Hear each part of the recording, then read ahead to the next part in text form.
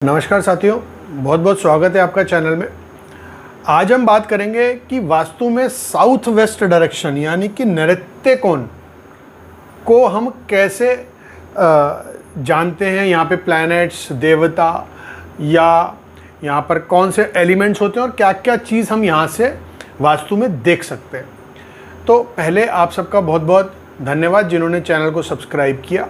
जो पहली बार देख रहे हैं वो चैनल को सब्सक्राइब ज़रूर करें, वीडियोस को लाइक करें और वीडियोस को पूरा आप ज़रूर देखा करें ताकि कोई भी इन्फॉर्मेशन आपसे मिस आउट ना हो जाए। तो आज हम बात करते हैं नैऋत्य कोण। साउथ वेस्ट को नैऋत्य कोण भी बोलते हैं, नैऋत्य कोण।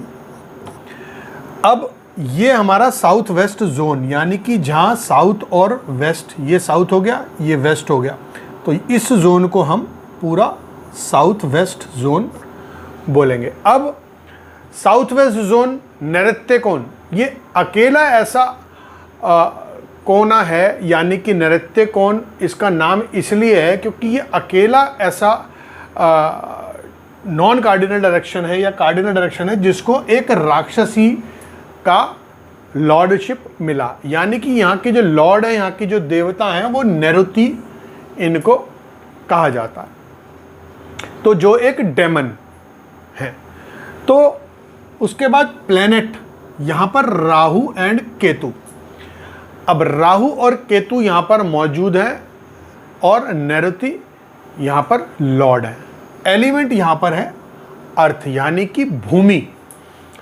भूमि हमें क्या देती है? भूमि स्टेबिलिटी का प्रतीक है। जो भी चीज़ भूमि पे होती है वो स्टेबल रहती है। भूमि एक स्टेबिलिटी का प्रतीक है, इसलिए ये डायरेक्शन स्टेबिलिटी की डायरेक्शन इसको बोला जाता है। अब राहु केतु, राहु क्या है? राहु एक डिज़ायर पैदा करने वाला प्लैनेट है और केतु क्या है? वो डिटैच करने वाला प्लैनेट है। यानी कि राहु जो है वो एक किंग की तरह काम करता और केतु जो है वो एक, समझ लीजिए, एक सब कुछ छोड़ देने वाला, एकदम अकेला रहने वाला, जिसको कुछ नहीं चाहिए, अलूफ रहना है, फकीर टाइप जीवन। ये सारी चीज़ें जो हैं राहु और केतु में देखी जाती हैं।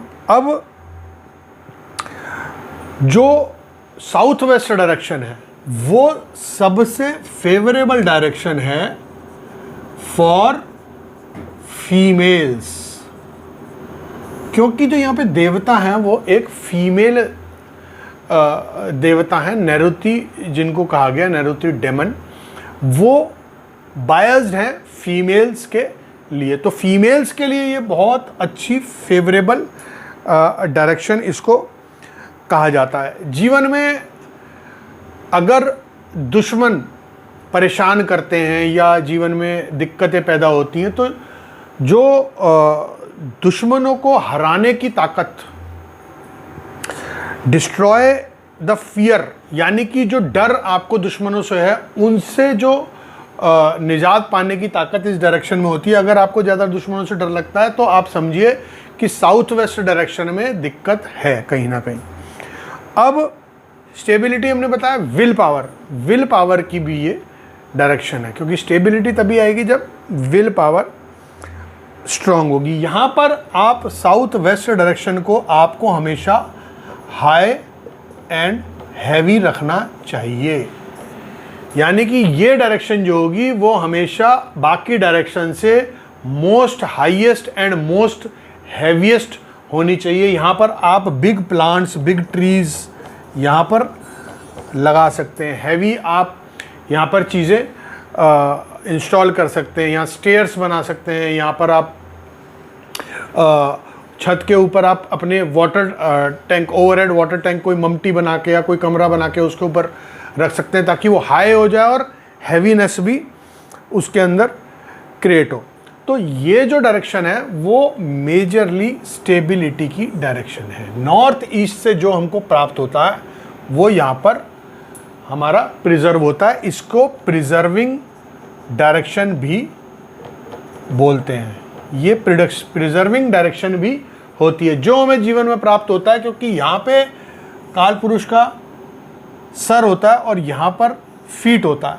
तो ये जो स्पाइन का एरिया होता है, यहाँ से जो हमें चीज़ें प्राप्त होती हैं नॉर्थ ईस्ट से, वो साउथ वेस्ट में जाकर प्रिजर्व होती हैं। तो इसलिए साउथ वेस्ट को हमेशा आपको हाई और हैवी स्ट्रॉन्ग रखना चाहिए।